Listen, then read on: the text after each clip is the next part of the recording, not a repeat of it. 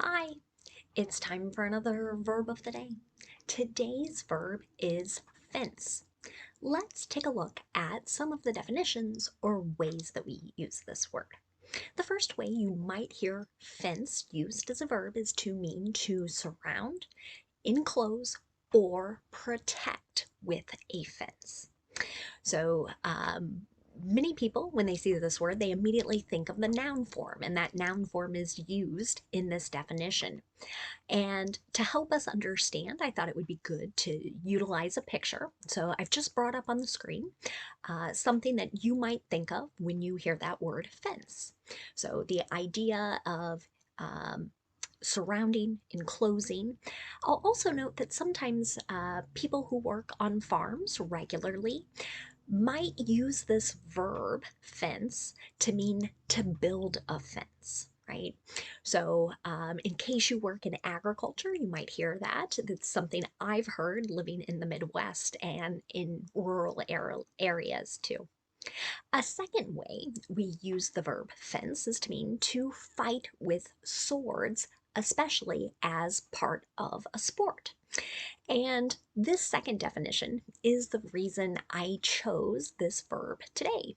We are in the middle of the first week of the Olympics, and there is the sport of fencing. And I've got another picture that I've just brought up on the screen in case this is new for you. You can see two people there that are fighting with swords. And the idea is to connect, I think, on the upper body, upper region of one's body with that point of the sword. Now, the swords are made so that people won't get injured in this particular sport. And you can see they're wearing a great deal of protective gear to ensure that as well. A third way to use the verb fence is to refer or to mean to deal in stolen goods. So this particular meaning is not the most commonly used.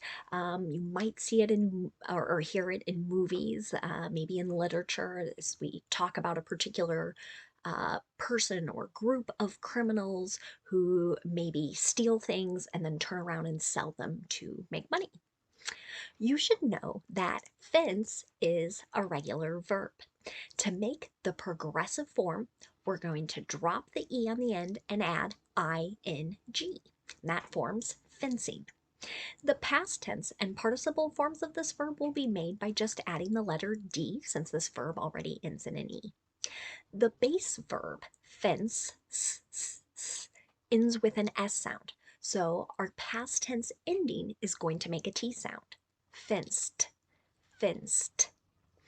Now, I do have a couple phrasal verbs for us to look at, and they're both going to kind of connect back to the first definition that we just looked at. So, our first phrasal verb is to fence in. This means that we are enclosing or surrounding maybe something or a particular area using a fence. An example of this might be they're going to fence in their backyard later this year. So, here we're talking about someone's plans. They plan to put a fence around their backyard. A second phrasal verb you might hear is fence off. This also means that somebody is creating a barrier, so either so that someone or something is not able to come into a particular area. Here's another example of that. You should fence the pool off. You don't want a neighbor child to drown. So here we have a sentence where someone is giving advice. And what they're saying is you should create a barrier around the pool, right? So people can't just easily access it or get into the pool without you knowing about it. Um, that's an example of fence off. So now we are going to move to making some more information type questions. And today we're going to focus on doing that in the present perfect. We'll do it using our verb of the day, fence, in just a moment. But before we do that, I'm going to start off with a little uh, set of questions and kind of structure to make sure we understand this. So many times in classes or in books, you'll see this described as WH questions. I call them more information because we can't answer them with just a yes or no. We need more information. So, to make this type of question in the present perfect, where we're asking if something has been done up until a point in time, or if it has ever occurred at some point in the past tense, we're going to start off with a question word. And then we're going to use have or has. It's going to depend on what our subject is. So if the subject in our question would be I, you, we, or they, we should use have. And if our subject is he, she, or it would be has. After we have our subject, we are going to use the participle form of the verb. So I've created this chart where you can kind of string together your own questions. And I should note as well that the question doesn't have to end with the participle form of the verb. There might be some more words to give you context or help you understand exactly what is being asked. You're welcome to hit pause on the video and spend a moment kind of making your own questions. I'm going to do one for us. So again, let's use our question word when, right? And I'm going to ask a question to you. When have you worn a coat? Right? That will work, right? So I'm taking each part in a particular order to form that particular question. Now I think we're ready to do some more sample questions with our verb of the day, fence. Let's start with a question about a location, a place.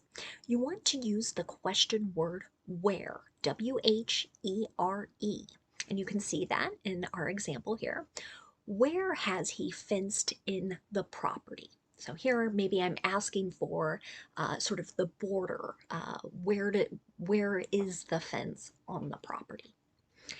You can also ask questions about time, and this time could be a particular date, a day of the week, a month. It could be a time, all time as in 9 a.m., 10 a.m., etc. Okay. To do that, you want to use the question word when. That's W-H-E-N. And I have another example. When have the two competitors fenced before? So the second question is going back to our second definition. So I'm asking when have they participated in this sport, usually against one another. We can ask questions about the manner in which an action has been done. To do this, we'll use the question word how, H-O-W. How have they fenced off the building, right? So I might be asking what type of material, how did they go about building this particular fence? We can also ask people for the reasons that a particular action has or hasn't been done. An example of this would be, why has she fenced in her front yard, right? What is her reason for doing that? Okay. So anytime I want to know someone's reason, I want to use the question word why, W-H-Y. And the last type of question that follows this pattern of question word, have or has, subject, participle, is our determiner, so where I'm asking about an object or a thing. An example of this could be, what has the criminal fenced? This question goes back to our third definition. I want to know what has this particular person who stole things and turns around and sells them, what type of things is he stealing and selling, right? Maybe it's TVs, cell phones, who knows? Now, we do have two types of questions that don't really follow our structure. And that is, the first one's another determiner. It's which, And when you use the question word which, there's going to be a noun or noun phrase that follows it. So you think of it as you're giving the person you're asking the question of some choices, or maybe being a little bit clearer to allow them to pick or select some option. Okay, so for this, I could ask the question, which area have they fenced in? Right? Maybe it's land over in one direction, but maybe it's in another, right? And so I'm trying to understand which area have they surrounded or enclosed with a fence. The last type of question you might ask is about the subject or the person who is responsible for an action.